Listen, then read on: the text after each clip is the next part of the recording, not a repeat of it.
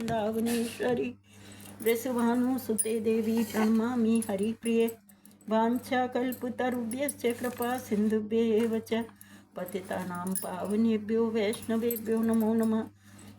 जय श्री कृष्ण चैतन्य प्रभु नित्यानंद श्री अद्वैत गदाधर गौर भक्त हरे कृष्ण कृष्ण कृष्ण हरे हरे, हरे राम राम राम हरे हरे।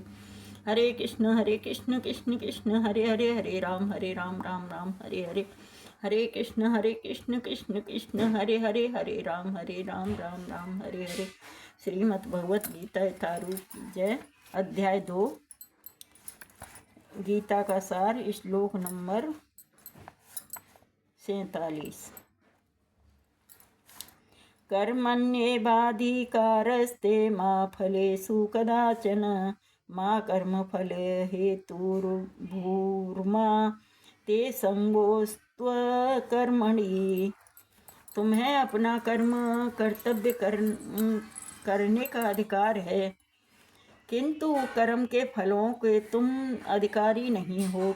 तुम न तो कभी अपने आप को अपने कर्मों के फलों का कारण मानो, न ही कर्म न करने में कभी आसक्त हो। तात्पर्य जगत गुरु श्रील प्रभुपाद जी महाराज की जय, गुरु महाराज की जय। यहाँ पर 3 विचारणीय बातें हैं। कर्म मतलब स्वधर्म, विकर्म तथा अकर्म।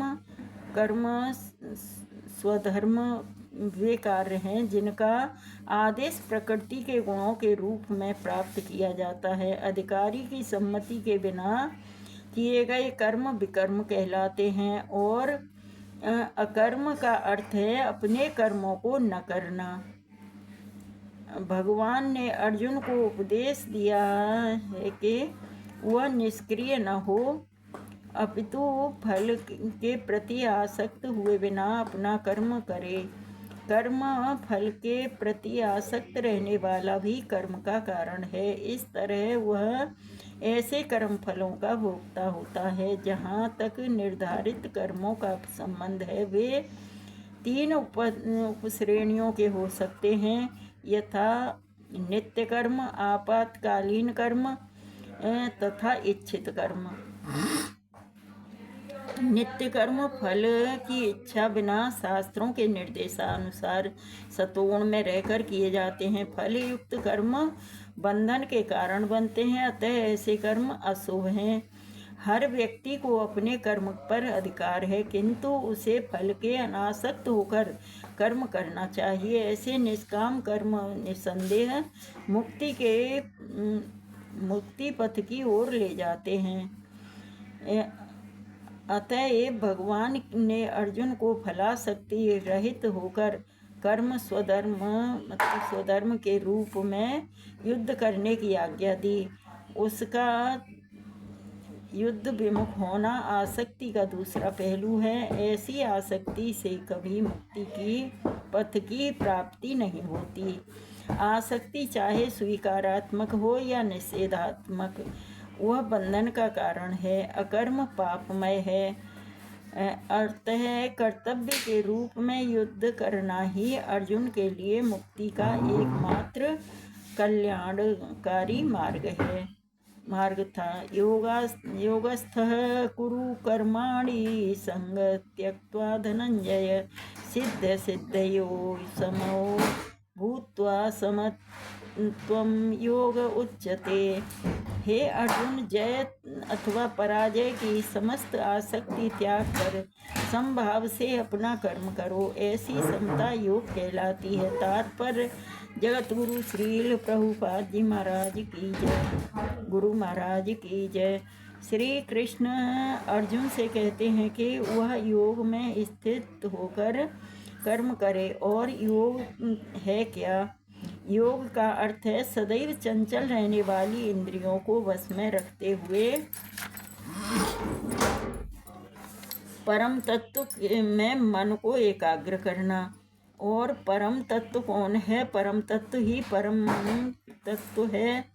और चूंकि वे स्वयं अर्जुन को युद्ध करने के लिए कह रहे हैं, अतः अर्जुन को युद्ध के फल से कोई सरोकार नहीं है। जय तथा यह पराजय श्री कृष्ण के लिए विचारणीय है। अर्जुन को तो बस श्री कृष्ण के निर्देशानुसार कर्म करना है। श्री कृष्ण के निर्देश का पालन ही वास्तविक योग है और इसका अभ्यास कृष्ण भावनामृत नामक विधि द्वारा किया जाता है। एकमात्र कृष्ण भावनामृत के माध्यम से ही स्वामित्व भाव का परित्याग किया जा सकता है। इसके लिए उसे कृष्ण का दास या उनके दासों का दास बनना होता है। कृष्ण भावनामृत में कर्म करने की यही एक विधि है जिससे योग में स्थित होकर कर्म किया जा सकता है। अर्जुन क्षत्रिय है, अतः वह वर्णाश्रम धर्म का अनुयायी है। विष्णु पुराण में कहा गया है कि वर्णाश्रम धर्म का एकमात्र उद्देश्य विष्णु को प्रसन्न करना है। सांसारिक नियम है कि लोग पहले अपनी तुष्टि करते हैं, किंतु यहाँ तो अपने को तुष्ट न करके श्री कृष्ण को तुष्ट करना है। अतः कृष्ण को तुष्ट किए बिना कोई वर्णाश्रम धर्म का पालन भी नहीं कर सकता। यहाँ पर परोक्ष रूप से अर्जुन को कृष्ण द्वारा बताई गई विधि के अनुसार कर्म करने का आदेश है। दूरेण ह्यावरं कर्म बुद्धि योगात् धनंजय बुद्धो शरणं न विच्छ कृपणा फल हेतवः। हे धनंजय, भक्ति के द्वारा समस्त गर्हित कर्मों से दूर रहो और उसी भाव से भगवान श्री कृष्ण की शरण ग्रहण करो। जो व्यक्ति अपने सकाम कर्म फलों को भोगना चाहते हैं वे कृपण हैं। तात्पर्य जगत गुरु श्रील प्रभुपाद जी महाराज की जय, गुरु महाराज की जय। जो व्यक्ति भगवान के दास रूप में अपने स्वरूप को समझ लेता है वह कृष्ण भावनामृत में स्थित रहने के अतिरिक्त सारे कर्मों को छोड़ देता है। जीव के लिए ऐसी भक्ति कर्म का सही मार्ग है। केवल कृपण ही अपने सकाम कर्मों का फल भोगना चाहते हैं, किंतु इससे वे भवबंधन में और अधिक फंसते जाते हैं।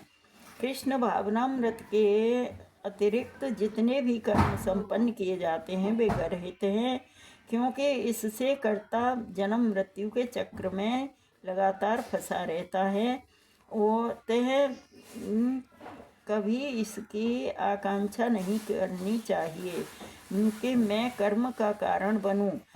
कृष्ण भावनामृत में रह हर कार्य कृष्ण की तुष्टि के लिए किया जाना चाहिए। कृपणों को यह ज्ञात नहीं कि देववश या कठोर श्रम से अर्जित संपत्ति का किस तरह सदुपयोग करें कि मनुष्य को अपनी सारी शक्ति कृष्ण भावनामृत अर्जित करने में लगानी चाहिए। इससे उसका जीवन सफल हो सकेगा। कृपणों की भांति अभागे व्यक्ति अपनी मानवीय शक्ति को भगवान की सेवा में नहीं लगाते। तो हमें कृष्ण भावना भावित होकर कर्म करने चाहिए। अगर जो हम उनके शास्त्रों के अनुसार नहीं करेंगे तो हम कर्म के बंधन में बंध जाएंगे और फिर जिस संसार में लोटा फेरी होती रहती है हमारी, और बार बार हमें जन्म धारण करना पड़ेगा, 84 के चक्कर में फंसना पड़ेगा। और अगर जो हम कृष्ण के लिए कर्म करते रहेंगे तो हम भवसागर से पार हो जाएंगे। तो हमें हमेशा भगवान की शरण में ग्रहण करनी चाहिए। हरे कृष्णा कृष्ण कृष्ण हरे हरे, हरे राम राम राम हरे हरे। हरे कृष्णा। श्रीमद् भगवत गीता यथारूप की जय। हरे।